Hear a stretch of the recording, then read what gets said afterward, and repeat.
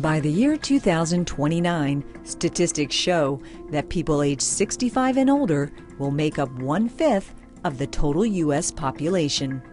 Many facets of our nation are already experiencing a profound impact because of this rising demographic, but perhaps nowhere more than in our healthcare system. More aging Americans mean more healthcare options will be needed. And some experts say the field of hospice care needs to quickly adapt and improve to meet this growing demand. The problem with hospice is it's the best service that nobody wants. And because you have to be dying in order to get it, and because of all the societal messages about the power of modern science and medicine, people think that death is an option and they just don't want anything that has to do with dying. And when they do use it, they have tremendous satisfaction. We don't help ourselves when we put barriers in place. Either we make it difficult for people to access hospice benefits, or we make it difficult for the hospice provider to stay in business. And if we really are going to make an impact, we're going to have to uncouple the care that we provide to families from the idea that you're going to die. While experts agree that this need will grow exponentially over the next 20 years, Hospice of Michigan, one of the largest and oldest hospices in the nation, identified this issue 15 years ago. Their research found that more than 65% of those who need or are eligible for hospice care were not accessing it. Based on a partnership with the University of Michigan Health System through a grant from the Robert Wood Johnson Foundation, they were able to study the gap and work towards a solution. The answer? At-home support, a unique model that specifically addresses the needs of those with serious illness and their caregivers. The inception of this program began about 14 years ago when we did a pilot study with a large healthcare organization. It was dealing with about 400 patients that were seriously ill. They'd probably be terminal within 2 to 3 years.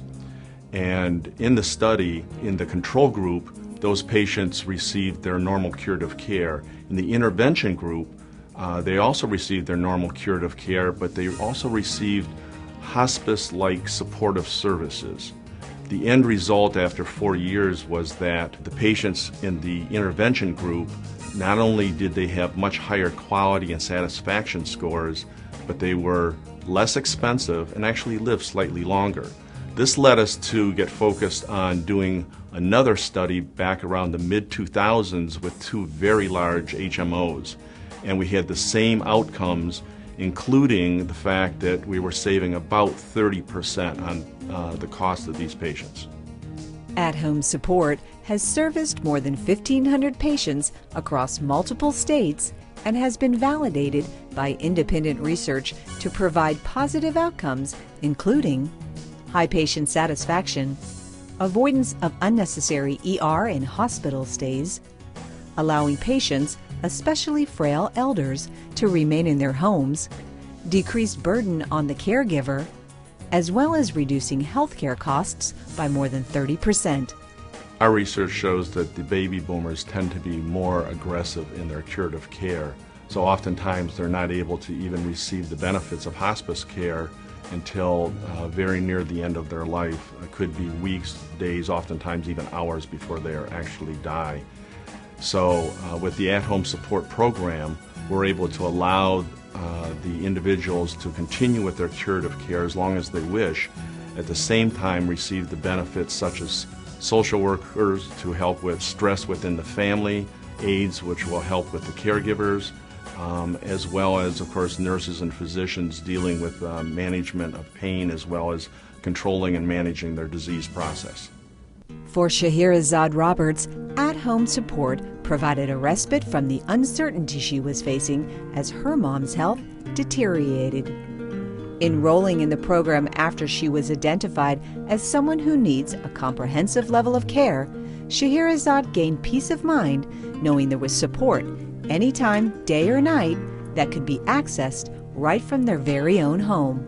There was a lot of times when my mom got sick, and before we would take her to the hospital, they had recommended we'll call one of the nurses. We called the nurse, immediate response. They would check my mother out and they would say, okay, it's time to take her to the hospital. Or sometimes we didn't have to take her to the hospital because it wasn't that serious. And if it wasn't that serious, they could take care of it right here at home. So that was tremendous help. So home support has always been there to help us. The primary focus of the at-home support program is to help patients and their caregivers 24 hours per day, 7 days a week, by providing immediate response through the company's call center. Well, let's consider the case of Mabel and Sam. Mabel's 85 years old, she's got heart failure, she's losing ground. Her primary caregiver is Sam, who's elderly and frail himself. She can't breathe on a Saturday night, and Sam tries to call the doctor or tries to call the case manager. He gets a recording that says, call 911, go to the emergency room. So that's what they do. And she gets admitted to the hospital. Sam gets a 3-day break, but the cycle runs over and over with all of the costs and all of the consequences of that. What if Sam could call us, and our nurse, who's available 24/7 with Mabel's record right in front of her, can either direct Sam to try something in the home to make it better, or can dispatch a nurse to the home and put some things in place that make that whole emergency room hospitalization unnecessary. That's what the at-home support model provides. Despite the proven success this model of healthcare has shown, it is still only available to some because it is still not covered by Medicare or private insurance. Adding support services like these is a critical need as the population continues to age, says Robert Cahill. Hospice of Michigan continues to educate patients and policymakers alike on the benefits this program can offer to patients, caregivers, and the healthcare system at large.